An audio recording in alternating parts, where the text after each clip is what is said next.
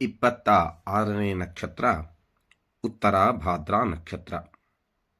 ಜ್ಯೋತಿಷ್ಯಶಾಸ್ತ್ರ ಹೀಗೆ ಹೇಳುತ್ತೆ, ವಕ್ತಾ ಸುಖಿ ಪ್ರಜಾವಾನ್ ಜಿತಶತ್ರು ಧಾರ್ಮಿಕೋ ದ್ವಿತೀಯಾಸು.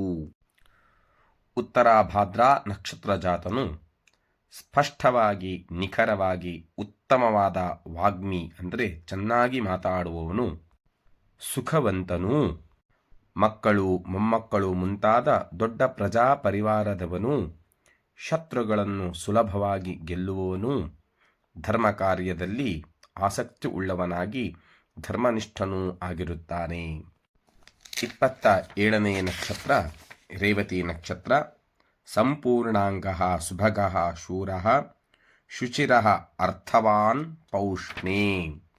ರೇವತಿ ನಕ್ಷತ್ರದಲ್ಲಿ ಹುಟ್ಟಿದವನು ಸೌಷ್ಠವವಾದ ಅಂಗಾಂಗ, ಬಲಯುಕ್ತವಾದ ಅಂಗಾಂಗಗಳು ಉಳ್ಳವನು, ವಿಧ ವಿಧವಾದ ಸಂಪತ್ತುಗಳಿಂದ ಕೂಡಿಕೊಂಡು ಸರ್ವಸಂಪನ್ನನು, ಶತ್ರುಗಳನ್ನು ಸುಲಭವಾಗಿ ಜಯಿಸುವ ಬಲ ಉಳ್ಳವನು, ಆಚಾರ ವಿಚಾರಗಳನ್ನು ತಿಳಿದುಕೊಂಡು ಶುಚಿಯಾಗಿ ಆಚಾರ ವಿಚಾರಗಳನ್ನು ಮಾಡುವವನು, ವಿಧ ವಿಧವಾದ ಧನಗಳಾದಿಗಳಿಂದ ಸುಖಪಡುವವನು, ಸರ್ವವಿಧ ಸಂಪತ್ತುಗಳು ಉಳ್ಳವನು ಆಗಿರುತ್ತಾನೆ.